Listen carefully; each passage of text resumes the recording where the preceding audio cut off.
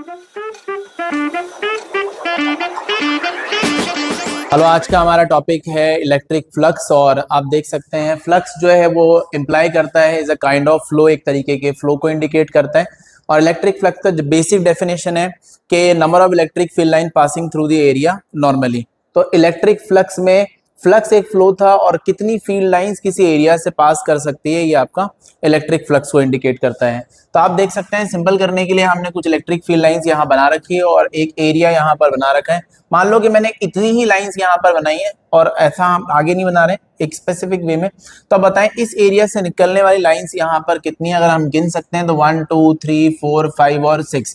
तो ये जितनी लाइंस इस एरिया से यहाँ पर पास कर रही है ये एक तरीके के फ्लो को इंडिकेट कर रही है which is related to some specific area and that is electric flux. यही आपका यहाँ पर फ्लक्स कहलाता है। तो इस समय जो आपके इलेक्ट्रिक फ्लक्स की वैल्यू है, फ्लक्स का सिंबल यहाँ पर फाई है, वो क्या है? Number of electric field line passing through the area normally और परपेंडिकुलरली। जो कि मैं अभी गिन पाया तो वो यहाँ पर कितनी वैल्यू निकल के आ रही है 6। तो वो यहाँ पर हमने देखा 6 है। अब यहाँ अगला स्टेप है, अगर हम यहाँ पर इस एरिया को इंक्रीज कर दें तो आप बता सकते हैं कि कितनी लाइंस यहाँ से पास कर रही है। तो फंडामेंटली सारे छोटे छोटे पॉइंट्स कलेक्ट करते हैं। इस जगह पे कितनी लाइंस है? 1 2 3 4 5 6 और 7। इसका मतलब वो जो पहले वाले एरिया से फ्लक्स यहाँ पर आपका 6 था, वो फ्लक्स बढ़कर जहां पर अब कितना यहाँ हो गया है 7 यहाँ पर हो गया। तो एक तरीके से फ्लक्स की वैल्यू फ्लो जो था इस एरिया से वो यहाँ पर बढ़ गया है। थोड़ा और समझने की कोशिश करते हैं। अगर मैं एरिया को थोड़ा और ज्यादा यहाँ पर कर दूं तो अब बताइए कितनी लाइंस पास कर रही हैं। तो देखिए इस वाले एरिया में जो लाइंस अगर आप गिन सकते हैं 7 थी, तो यहाँ से भी अभी भी लाइन यहाँ पर 7 है। और अगर मैं एरिया बड़ा कर दूं तो अब यहाँ पर लाइंस यहाँ पर कितनी है? तो अब भी यहाँ पर लाइंस तो 7 ही है। इसका मतलब एरिया की इंक्रीज करने से आपका फ्लो यहाँ पर बढ़ता तो है, बट यहाँ पर एरिया बहुत इंपॉर्टेंट स्पेसिफिकली आपको वो कंसिडर करना है जो कि आपकी इलेक्ट्रिक फील्ड लाइंस को कट करना चाहिए। मतलब एरिया हम ऐसा नहीं है मन कर रहा है उतना बढ़ाते चले जाएंगे तो फ्लक्स यहाँ पर बढ़ता चला जाएगा, क्योंकि इस समय पर इतने एरिया से किसी भी तरीके की फील्ड लाइंस को यहाँ पास नहीं किया गया। अगर कोई भी फील्ड लाइन इस एरिया से पास नहीं कर रही है, इसका मतलब इस एरिया से फ्लक्स की वैल्यू जो है वो उतनी ही है जितनी कि इस वाले एरिया से हमने यहाँ पर गिनी थी। इसका मतलब एरिया के इंक्रीज होने से फ्लक्स में चेंज तो होता है, but area should be effective area which cut the electric field lines, जो कि फील्ड लाइंस को यहाँ कट करना चाहिए। बात हमें बहुत ज्यादा काम आने वाली है। इसको और सिंपल समझते हैं। आप अगर ऐसा मान लें कि मैं इस वाले वॉल पर जो आपको ये बोर्ड दिख रहा है इसमें यहाँ एक एसी फिट कर दूं। ऐसा मानिए कि रूम एसी मैंने यहाँ पर फिट कर दिया और इस रूम एसी में मैंने एक यहाँ शटर लगाया हुआ है और इससे हवा जो है वो इस रूम के मान लीजिए अंदर की तरफ यहाँ पे आ रही है। अब ये जो शटर यहाँ पर अगर पूरी तरीके से बंद होगा तो कुछ भी एयर अंदर की तरफ आने वाली नहीं है। तो आप ऐसा मानो कि एयर फ्लक्स मतलब हवा का जो फ्लो है वो 0 मान लेते हैं। जैसे जैसे मैं इस विंडो को यहाँ पर ओपन करता जाऊंगा, यहाँ से हवा जो है वो कहाँ आती चली जाएगी? अंदर की तरफ आती चली जाएगी। तो आप एरिया को जैसे जैसे इंक्रीज कर रहे हैं आपका फ्लक्स जो है वो यहाँ पर लगातार बढ़ता जा रहा है। अब इस केस में अगर मैं ऐसा करूं कि इस पूरे विंडो को पूरी तरीके से ओपन कर दूं तो आप बोल सकते हैं कि जो हवा इस रूम में आने वाली होगी जो इस एसी से जुड़ी हुई है वो कैसी हो जाएगी? मैक्सिमम। अब इस केस के अंदर अगर मैं ऐसे बोलूं कि मैं पूरी वॉल को ही हटा दूं तो क्या फर्क पड़ने वाला है?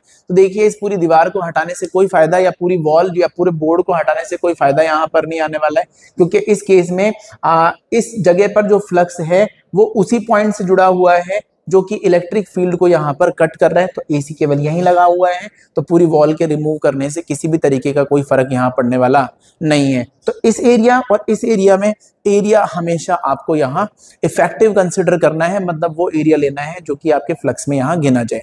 दूसरी इंपॉर्टेंट चीज यहाँ पर इलेक्ट्रिक फ्लक्स के रिलेटेड और यहाँ क्या है कि दूसरा पॉइंट है कि अगर हमने यहाँ पर लाइंस जो यहाँ पर हमने बना रखी थी इनको अगर हम चेंज कर दें, तो जैसे कि मैंने यहाँ कुछ लाइंस मार्क कर रखी है और मैंने एरिया यहाँ पर ऐसा लिया, तो आप देखो 1 2 3 4 5 और ऐसा 6 लाइंस थी।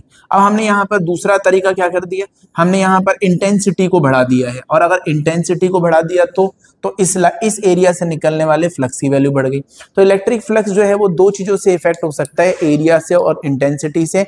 एरिया के बढ़ने से बढ़ सकता है, but area should be effective, और इंटेंसिटी के इंक्रीज करने से भी यहाँ पर ये इंक्रीज हो सकता है।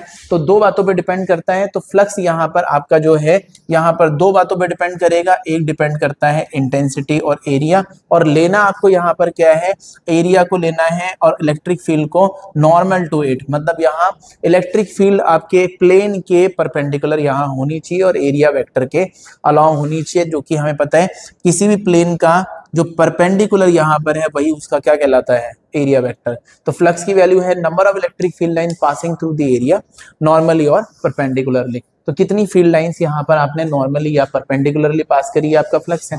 लेकिन ये जरूरी है कि एरिया ऐसा ही हो। एरिया अगर आपका किसी एंगल पे यहाँ पर आ जाए तो मान लेते हैं कि ये आपकी फील्ड लाइंस यहाँ पर कुछ ऐसी हैं और इससे निकलने पे आपका इलेक्ट्रिक फ्लक्स क्या है, आप मान लो गिन सकते हो। तो गिनो तो कितना है, 1 2 3 4 5 और 6 और ऐसा मान लेते हैं 7।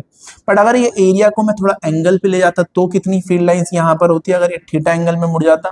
तो आप चेक करो यहाँ 1 2 3 4 5 6 और 7 और इससे कितनी लाइंस पास कर रही हैं, 1 2 3 4 और 5।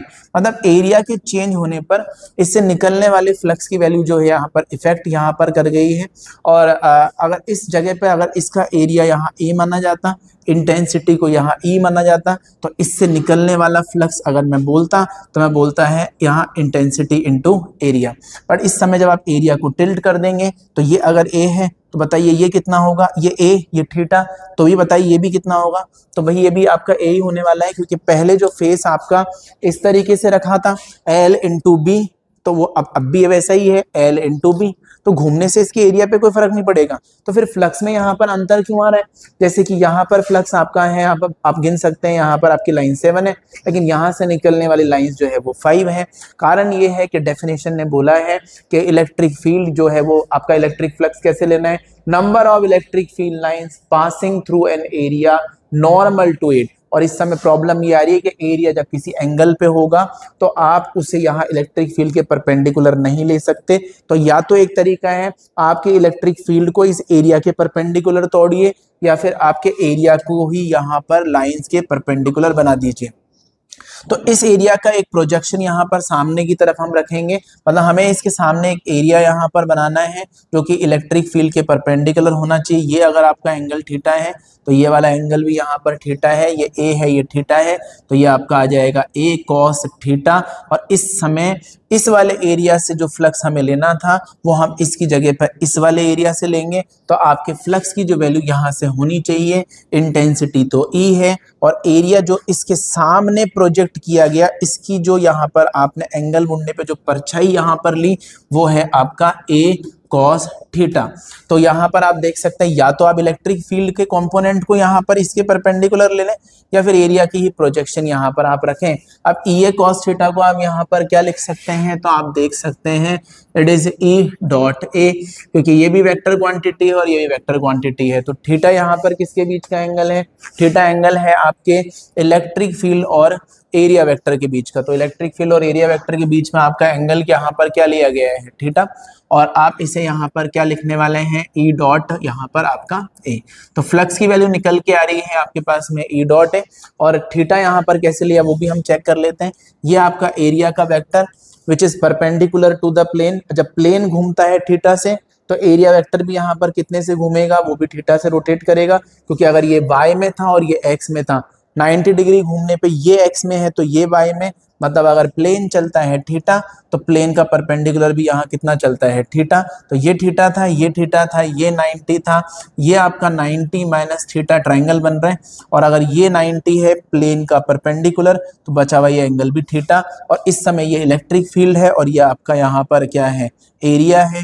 दोनों के बीच में एंगल कितना आ रहा है, थीटा। तो एंगल आपको हमेशा किसके बीच में लेना है, इलेक्ट्रिक फील्ड और एरिया के बीच में। तो फॉर्मूला है ई ए, यहाँ पर ई डॉट ए। और अगर मान लेते हैं कोई ऐसा फिगर होता है जिसमें छोटे छोटे सरफेसेस बनते तो हम यहाँ पर क्या कर लेते हैं, छोटा सा फ्लक्स बनाते हैं डी फाई और उसे यहाँ पर इंटीग्रेट कर लेते ई डॉट यहाँ पर डी ए और उसका क्लोज इंटीग्रेशन या जो भी हमें इंटीग्रेशन यहाँ पर परफॉर्म करना होता। तो ये याद रखिए ये आपकी स्केलर क्वांटिटी है because it can be obtain by the dot product of two vectors. Bye.